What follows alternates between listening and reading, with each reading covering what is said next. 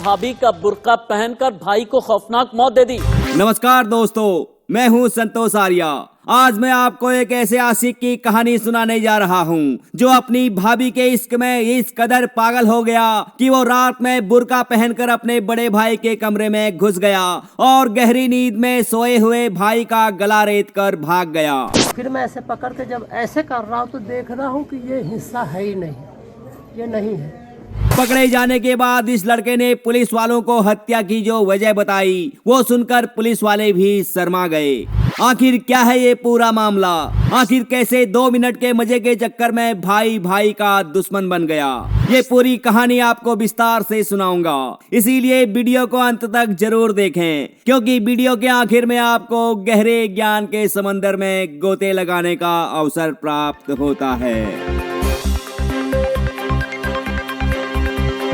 दोस्तों, रिश्तों को शर्मसार कर देने वाली ये कहानी उत्तर प्रदेश के गाजियाबाद के लोनी के खुशहाल पार्क से सामने आई है। यहाँ का रहने वाला अय्याज 4 भाइयों में सबसे बड़ा था, जबकि आमिर सबसे छोटा था। अय्याज कपड़ों में कढ़ाई का काम करता था। उसकी शादी हो चुकी थी। वो अपनी पत्नी समेत 2 बच्चों के साथ खुशहाल जिंदगी जी रहा था। वो अपने बीवी बच्चों को हर सुख सुविधा मुहैया कराना चाहता था, लिहाजा वो दिन रात काम करता था। आमिर परिवार का सबसे छोटा और लाडला बेटा था, लिहाजा वो घर पर ही रहता था। अपने पिता और बड़े भाइयों की कमाई पर ऐश करता था। गली में इनके 2 मकान थे।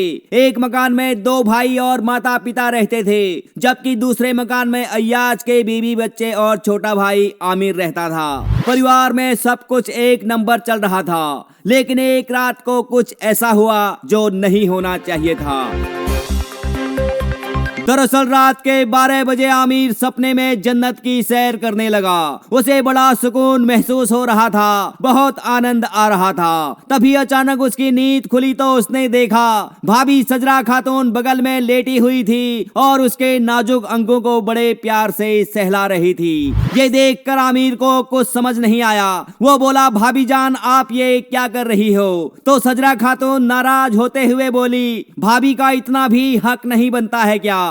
तो आमिर बोला, ये सब करना है तो भैया के साथ करो, मेरे पास क्यों आई हो? तो सजरा बोली, जाकर देख लो अपने भैया को, घोड़े बेचकर सोए हुए हैं। अगर मैं ऐसा उनके साथ करती हूँ तो गुस्सा हो जाते हैं। अब आप ही बताओ मैं क्या करूँ? ऊपर वाले ने पेट दिया है तो भूख लगना लाजमी है। भाभी की तकलीफ को आमिर तुरंत समझ गया, लिहाजा उसने सजरा को अपनी मजबूत बाहों में जकड़ते हुए बोला, तुम टेंशन मत लो भाभी जान, आज के बाद मैं तुम्हें कभी भी भूखे पेट सोने नहीं दूंगा। आमिर नया लौंडा था। कुछ दिनों पहले ही उसने जवानी की दहलीज पर कदम रखा था, लिहाजा उसने तुरंत भाभी को भोजन करा दिया और उसकी भटकती हुई आत्मा को तृप्त करके उसके कमरे में भेज दिया।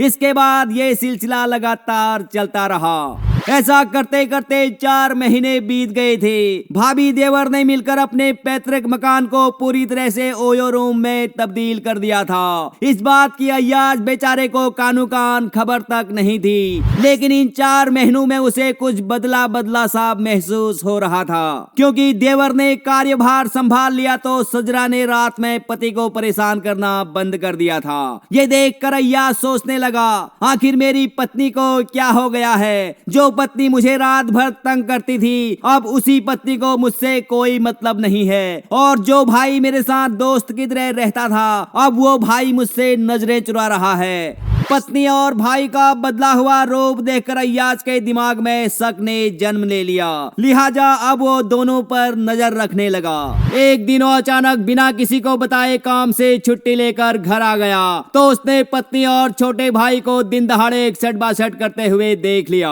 ये देखकर अय्याज को गुस्सा तो बहुत आया, लेकिन लोग लाज की शर्म की वजह से वो अपने गुस्से को पी गया और दोनों को भविष्य में ऐसा ना करने की चेतावनी देकर छोटे भाई को रहने के लिए माता पिता के पास दूसरे कमरे में भेज दिया। लेकिन अब तक देवर भाभी का इश्क परवान चढ़ चुका था। उनका एक दूसरे के बिना रह पाना मुश्किल हो गया था। अय्याज ने तगड़ी फील्डिंग लगा दी तो दोनों को मिलकर अपनी प्यास बुझाने का मौका नहीं मिल पा रहा था। लिहाजा वो दोनों फोन पर ही गरम गरम बातें करके अपना काम चलाने लगे। जब अय्याज को पता चला कि ये दोनों फोन से ही 61-62 का मजा ले रहे हैं तो उसने अपनी पत्नी का फोन भी छीन लिया। अब एक तरफ प्यासी भाभी थी तो दूसरी तरफ तड़पता हुआ देवर था। दोनों एक दूसरे का वियोग सह नहीं पा रहे थे। लिहाजा उन्होंने अय्याज को ही रास्ते से हटाने का मन बना लिया। योजना के मुताबिक रात को आमिर बुर्का पहनकर घर से निकलेगा और गली में लगी हुई स्ट्रीट लाइट बंद कर देगा ताकि कोई उसे पहचान ना पाए। सजरा खातून पहले से ही उसका इंतजार कर रही होगी। उस समय अय्याज गहरी नींद में सोया होगा, तभी चुपचाप उसका गला काट दिया जाएगा। इसके बाद दोनों देवर भाभी दूसरे कमरे में जाकर संबंध बनाएंगे। फिर सुबह होते ही सजरा ड्रामा शुरू कर देगी कि मेरे पति को कोई मारकर चला गया है। अपनी प्लानिंग को अमली जामा पहनाने के लिए 11 नवंबर 2022 की रात 2:09 पर आमिर बुर्का पहनकर घर से निकला। सब कुछ प्लान के मुताबिक चल रहा था, लेकिन हत्या करते समय अय्याज की नींद खुल गई तो वो जोर जोर से चिल्लाने लगा। घर में ऐसे लग रहा घुसा हुआ है, आवाज अय्याज जो है ना आपका लड़का चिल्ला रहा है। ये सुनकर पड़ोसी बाहर आ गए तो आमिर अपने घोड़े को पानी नहीं पिला पाया। लिहाजा वो छत के रास्ते भाग गया। पुलिस को शुरुआत में ही सजरा खातून पर शक हो गया था, लेकिन जब घटना के 2 दिन बाद पुलिस ने इस मामले का खुलासा किया तो किसी को अपने कानों पर यकीन नहीं हुआ। जब आमिर से पूछा गया कि उसने अपने ही भाई को क्यों मारा तो वो बोला, भाभी ने बोला था अगर ये काम कर दोगे तो मैं तुम्हें पहले से कई गुना ज्यादा मजा दूंगी और बैकडोर से भी एंट्री कराऊंगी। ये सुनकर मेरे मन में लालच आ गया और मैंने भैया को पेल दिया। फिलहाल सजरा खातून जेल में अपनी उंगली से काम चला रही है तो आमिर बाथरूम में सफेदी का काम कर रहा है। दोस्तों, आजकल हमारे देश में इस तरह की घटनाएं आम हो चुकी है जिसमें पत्नी अपने आशिक के साथ मिलकर पति का काम तमाम कर देती है। ऐसी घटनाओं को रोकने के लिए सभी पतियों को कमाई के साथ साथ अपनी पत्नी की ठुकाई पर भी विशेष ध्यान देना पड़ेगा, नहीं तो कमाई धरी की धरी रह जाएगी।